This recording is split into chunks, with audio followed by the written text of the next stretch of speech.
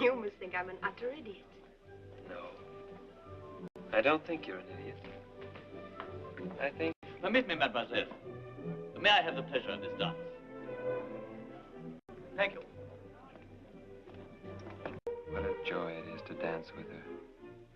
Like holding springtime in your arms. Like holding a branch of lilac or a kitten. Look at her now. If she looks back at me and smiles on the next turn, she'll be my wife. Guide us with thine infinite wisdom. Teach us to abide in thy mercy. And if it be thy will, let this bed be my grave. Mama, I must talk to you just once more. Well, well. It's about Prince Andre, I suppose. Thursday, Friday, Saturday, Sunday, Monday. 5 days that he hasn't been heard from. First he comes and sees me every day, morning and evening, and quite turns my head. Then nothing happens and everything's finished. Now, let me tell you about myself when I was young. I had a cousin, a handsome young man. Yes, really handsome. I know, Cyril Nutfage. But must everything as in your case end up in nothing? Now you're being impulsive as I used to be. You must be patient, very patient. You must wait till a proper proposal has been made to you. He'll show up.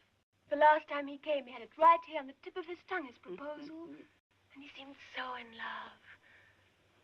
I'm always a little afraid when I'm in his presence. What does it mean? Does it mean that it's real love? Mama, are you asleep? No, my pet. I'm a little frightened myself. Now go. All the same, I shan't sleep. Mummy, such a thing has never happened to me before. Could we ever have thought it when he first came to the country last spring, that we should meet at the ball? Well, it must be fate. Clearly it must be fate if everything led up to this. Mama, need one be ashamed of his being a widower? No, darling. Pray to God. Marriages are made in heaven. Mama, how I love you. I'm so happy. Little Countess, are you asleep? Yes, dear. I'm asleep. Good night. Mary. Mary. As though life were not complicated enough as it is. And in such a hurry.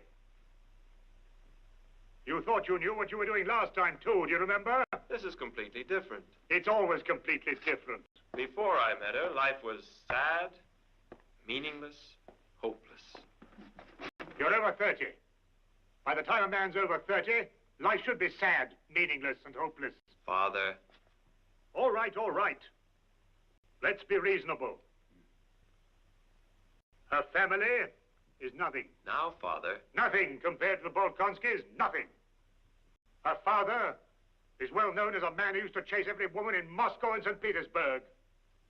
Without success. Now that he's grown older, he's well known as a man who plays at every card game in Moscow and St. Petersburg. Equally without success. They're a happy and delightful family. That's a success, too. Perhaps the greatest success. But do you think you're being fair to the girl? You're much older than she. You have a son to bring up. Who's going to take the responsibility? A little chit of a girl? I beg of you, put it off for just 1 year and go abroad. There's this peace mission to Prussia. The Tsar and the Emperor Napoleon, they'll be signing a treaty there. I know you wanted to go on the mission. Now, after 1 year, if you still have this love or obstinacy, passion, whatever you choose to call it, you marry her. That is my last word on the subject. It's my last word. Is it possible that I, Natasha, am to be the wife of this strange, dear, clever man whom even my father looks up to? Can it be true? Can it be true that there can be no more playing with life? That now I am grown up On me now lies the responsibility of my every word and deed. I have loved you from the first moment I saw you. You love me? Yes, yes. What is it? What's the matter? I'm so happy. Did your mother tell you what I explained to her? There's nothing to explain. Didn't she tell you that it can't be for a year? Forgive me, but you're so young. I want you to be absolutely sure. I am sure. 1 year isn't too terribly long. You'll be free. If within that year you find that you don't love me, or if you come to love someone else. Don't say that. You must never say anything like that again. A year? Am I going to see you, though? Of course. I have to go to Poland, but I'll be gone only a few months. Oh, God, be helped. Isn't there anything that can be done? It's awful. I'll die waiting a year. It's impossible. No, I'll do anything. Whatever you say. Oh, I'm so happy. We have the rest of our lives with this year. At Tilsit in Prussia, on June the 13th, 1807, Napoleon met with Emperor Alexander of Russia for the purpose of discussing a treaty of peace. They can't help liking me.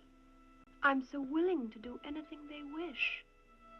So ready to be fond of him for being his father. I'm Mary Bolkonsky. Charmed. And this is my daughter, Natasha. How do you do? Good afternoon. Please excuse my father. He doesn't feel well, and he asked me to welcome you in his name. Oh. Will you have some tea? Well, I think that would be... No, thank you. I suppose you've heard from Andre? Yes. Father. Ah, you're the young Countess Rostov. I didn't know you were paying me the honor of a visit. You must excuse my costume. I came in here to speak to my daughter Mary. Why wasn't I told? Count Rostov? Oh, yes, I've heard a great deal about you. A great deal about you. As the Lord is my witness, nobody told me that they were here. This house, utter confusion, chaos. People coming and going, you can't find anything. Even the papers in my desk. You must excuse me. You see, I'm not prepared to entertain. I can't stand Moscow anyhow. I wouldn't be here except I've no alternative. I'm forced to be here. You understand, don't you? Well, I think we'd better leave now, Princess. Wait, I must talk to you. Dear Natasha, I want to tell you that I'm certain my brother has found happiness. Princess, I think it is not convenient to speak of that now. Isn't it wonderful? Aren't you glad you decided to come instead of sitting home and brooding all night? I don't know. Until Andre comes back, I can't be glad about anything. Well, it's only a few weeks. Do you see that tall man over there? Yes, what about him? When we passed him, I heard him say to his wife, "That's the Countess Natasha Rostov. That's the one who's going to marry Bolkonsky. Lucky man." He said lucky man? Lucky man. I must write that to Andre. He can pass it on to his horrible old father. Papa, Countess Bezukhov has arrived. Bezukhov? One of my favorites. I must call on her. Countess Bezukhov, you're back in Moscow. I'm delighted to see you. The city hasn't been the same in your absence. I've brought my two girls with me, as you can see.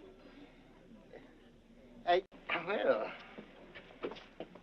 magnificent woman. Yes, you can understand how men must fall in love with her. Dolokhov. See the girl in that box? Yes, she's lovely. But for you? No, Anatole, she's not exactly your type. Count Rostov, may I borrow your lovely daughter to sit with me through the next act? Oh, Countess, how charming. Natasha, my dear, come along. Isn't it exciting? Enchanting. You mustn't bury her in the country again. Oh, you're too kind. Natasha, sit down. Now we can tear all our friends to pieces. You realize that no one in the theater is talking of anyone but you. How lovely you are and the brilliant match you've made. You know about that. It's the news of the season, my dear. Prince Andrei Bolkonsky. Why, every woman here tonight is jealous of you at this moment. Why, Anatole. May I present my brother, Countess Natasha Rostov. My brother is the center of fashion in Moscow. That means that he eats and drinks too much and plays for too high stakes. He also sees the worst and most amusing people. You simply must get him to tell you everything there is to do and see this season. Countess! Prince, you've been neglecting me. I was convinced you were dead. Dead? When I saw you the first time at the ball, when was it, 6, 7 weeks ago? I thought, what a pretty girl. That's all I thought. But tonight... But you felt it too, hmm? I felt. When our eyes met. Don't look guilty. What's there to be ashamed of? It's very good, isn't it? Oh, is it? I haven't noticed. I haven't looked at the stage tonight. I must see you again. You must come to my sister's house. Very soon. I think my mother's in the country. I may go up to be with her. She's enchanting. Go away, Anatole. You will distract us from your... All right, all right. You'll come. I'll take this as a pledge. My brother is very amusing, isn't he?